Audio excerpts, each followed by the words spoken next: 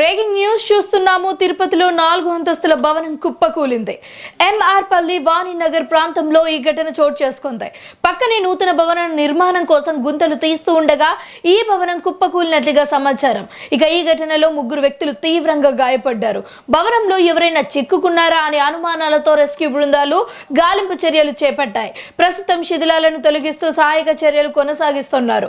ఘటనకు గల పూర్తి కారణాలపై అధికారులు పరిశీలిస్తున్నారు.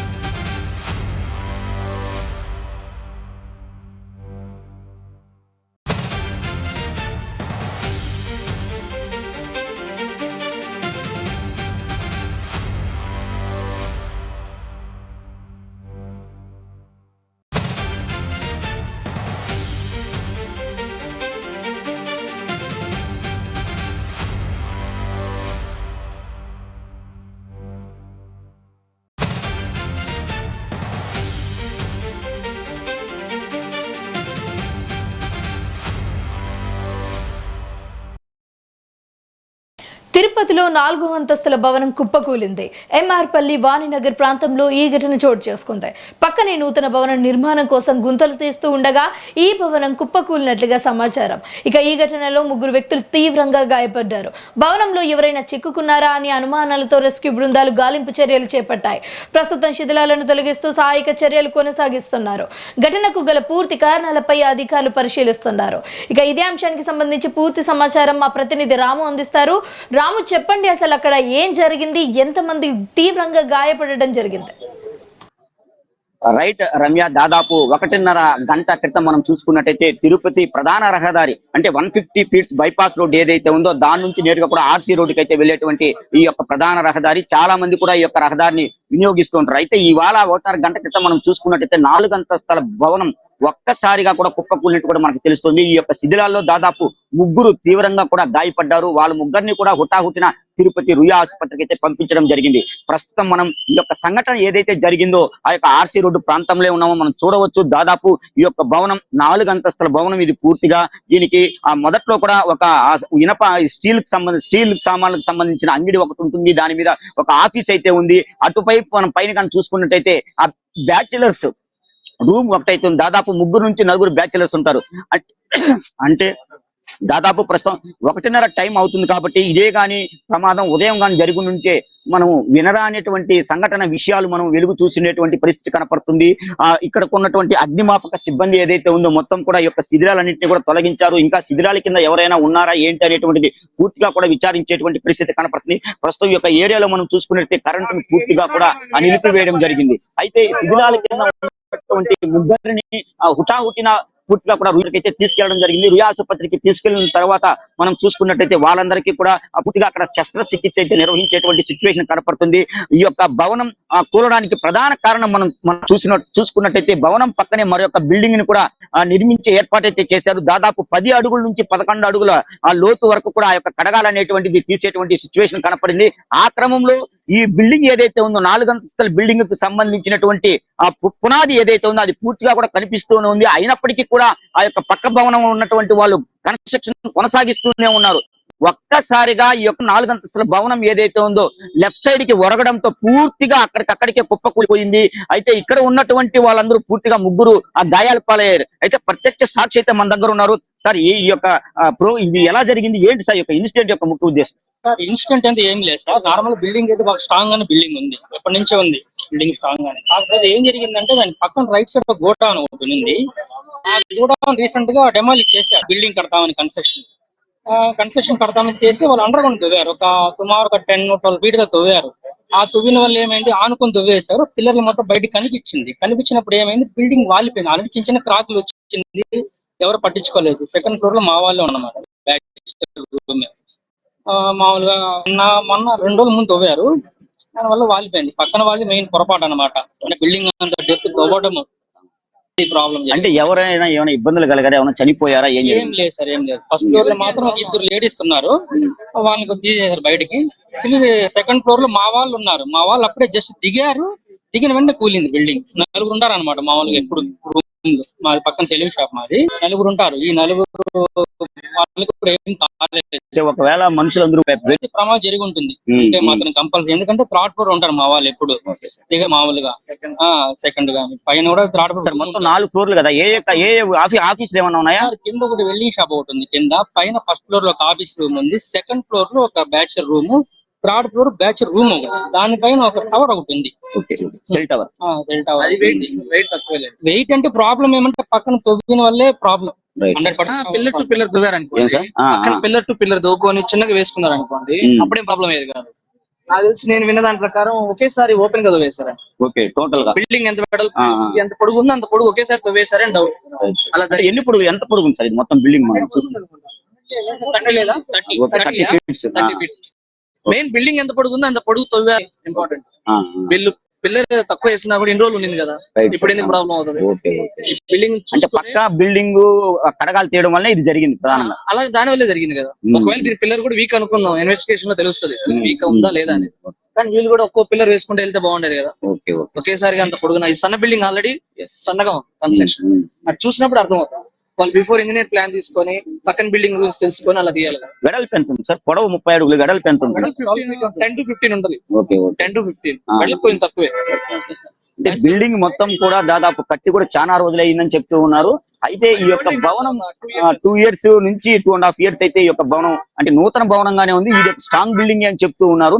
కానీ పక్కన ఏదైతే ఉందో అంటే 30 అడుగులు ఈ యొక్క ఫీట్ ఉండటం కూడా పూర్తిగా ఒకసారిగా ఈ పక్కన కన్స్ట్రక్షన్ ఎవరైతే చేస్తూ ఉన్నారో ఈ యొక్క స్థానికులు చెప్పినటువంటి సమాచారం మేరకు కూడా మనం చూసుకున్నట్టయితే పక్కన ఉన్నటువంటి బిల్డింగ్ ఓనర్స్ పూర్తిగా కూడా అంటే ఏ రిస్ట్రిక్షన్స్ ఫాలో అవ్వకుండా పూర్తిగా ఆ యొక్క 30 అడుగులు పూర్తిగా కూడా గొయ్యి తీయడం అయితే జరిగింది.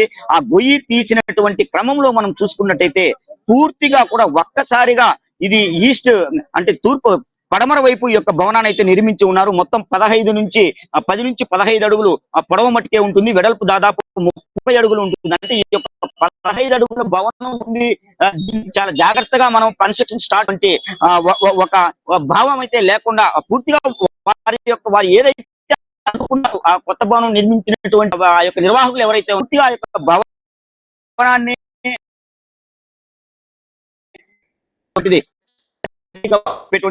అంటే ఈ యొక్క అయితే ఉన్నారు అంటే ఈ యొక్క ప్రధానంగా రాయల చెరువు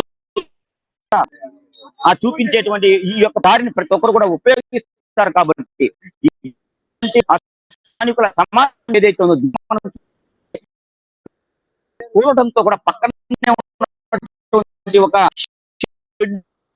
మనకు దీంట్లో ఉన్నటువంటి సంబంధించినటువంటి ఆ షాప్ కూడా ఉంటుంది. ఈ యొక్క పూర్తిగా కూడా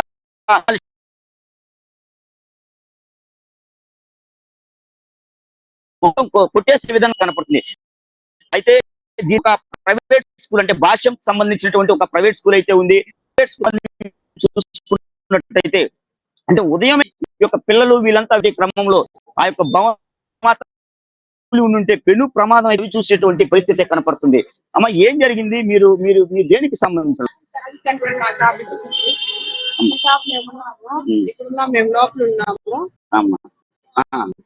లోపల ఉన్నాము. ఒక హాఫ్ అన్ అవర్ ముందుగా పెద్దగా సౌండ్ వచ్చింది. ఏమైందని చెప్పి నేను పిల్లలు తీసుకొని బయట వచ్చేసాను. బయట వచ్చేసరికి మొత్తం పిల్లి అదంతా మనకి దాని పడిపోయి మొత్తం రేకులంతా కూడా పడిపోయి కొలాప్స్ అయిపోయింది. అటుపక్క కూడా తీస్తే అప్పుడు కూల్ డ్రింక్స్ అన్ని కూడా పడిపోయింది. నేను ఇమ్మీడియట్లీ బయట వచ్చేస్తున్నాను. అంటే ఏమైనా జరిగిందా అమ్మా? ఎవరైనా చనిపోవడం కానీ అంటే మీ షాప్ లో ఏమైనా వస్తువులు కింద పడిపోవడం కానీ ఇంత పెద్ద భవనం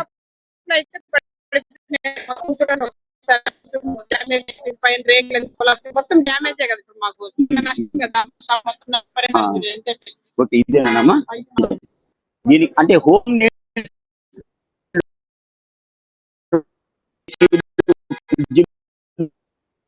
వ్యాపారాన్ని కొనసాగించేటువంటి సిచ్యువేషన్. అయితే ఇక్కడ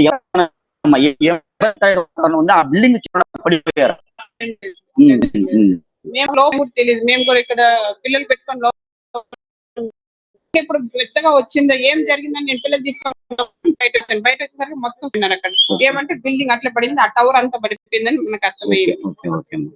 మొత్తం డ్యామేజ్ అయిపోయింది. ఈ షాప్ చూడుతూ ఆ పూర్తిగా కూడా బిల్డింగ్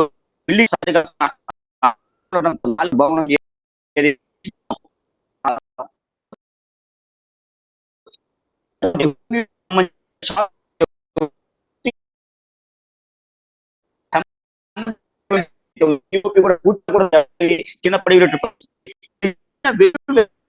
ఉన్నటువంటి దుకాణాలు బయటికి పరిగెత్తేటువంటి పరిస్థితి. అయితే ఇక్కడికి వచ్చినటువంటి దీనికి సంబంధించిన అగ్నిమాపక సిబ్బంది ఎవరైతే ఉన్నారో వాళ్ళు హుటాహుట్టిన ఈ యొక్క సంఘటన జరిగిన వెంటనే కూడా స్పందించడం జరిగింది. వాళ్ళంతా కూడా పూర్తిగా కూడా ఇక్కడ రావడం అయితే జరిగింది. వచ్చిన తర్వాత ఇక్కడ ఎవరైతే క్షతగాత్రులు ఉంటారో ప్రధానంగా ముగ్గురు గాయాలైనటువంటి వాళ్ళందరినీ రుయా ఆసుపత్రికి అయితే తరలించాడు. అక్కడ వాళ్ళందరికీ కూడా ప్రథమ చికిత్స కొనసాగేటువంటి సిచ్యువేషన్ అయితే కనపడుతుంది. అయితే ఈ యొక్క జరిగినటువంటి సంఘటన ఉదయమే కానీ జరిగి ఉంటుంటే ఇక్కడ ఉన్న వాళ్ళంటే ఆ బిల్డింగ్ లో దాదాపు 4 ఫ్లోర్లు ఉన్నటువంటి ఆ యొక్క బిల్డింగ్ లో మొదట అయితే ఇక్కడ పూర్తిగా బిల్డింగ్ షాప్ అయితే ఉంటుంది. అయితే అక్కడ బాడుకున్నారు. అదే విధంగా 3rd ఫ్లోర్ లో కూడా సేమ్ అదే విధంగా సిచ్యువేషన్. పైన 4th ఫ్లోర్ ఆ 4th ఫ్లోర్ అయితే ఈ యొక్క టవర్ సెల్ ఫోన్ సంబంధించిన టవర్ అయితే ఒక నిర్మాణం అయితే ఏర్పాటు చేశారు. అంటే ఈ మధ్యాహ్నం ప్రాంతంలో 1:30 గంట క్రితం ఈ యొక్క ఇన్సిడెంట్ జరగడంతో ఎవరు ఆ యొక్క భవనంలో లేకపోవడంతో కూడా ఆ పెను ప్రమాదం అయితే తప్పిందని ఇక్కడ ఉన్నటువంటి స్థానికులు ఎవరైతే తమ కళ్ళ ద్వారా చూశారో వాళ్ళందరూ కూడా చాలా క్లారిటీగా కూడా చెప్పడం అయితే ఉంది.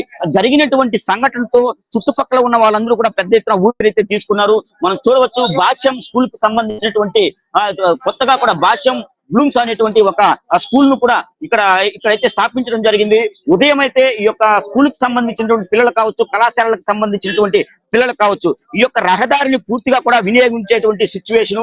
ఈ యొక్క రహదారిని ప్రతి ఒక్కరు కూడా ఉపయోగిస్తారు. అంటే ఈ యొక్క తిరుపతికి సంబంధించినటువంటి రూరల్ ప్రాంతం చంద్రగిరికి సంబంధించిన నియోజకవర్గాలు ఏవైతే ఉన్నాయో, చంద్రగిరికి సంబంధించినటువంటి మండలాలు పెద్ద ఎత్తున ఈ యొక్క రహదారిని అయితే వినియోగించేటువంటి సిచ్యువేషన్ కనపడుతుంది.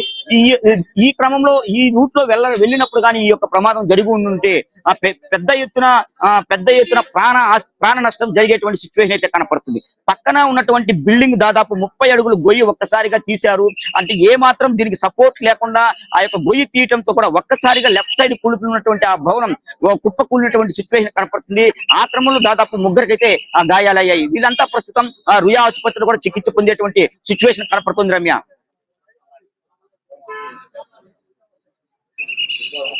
Thank you Ramu.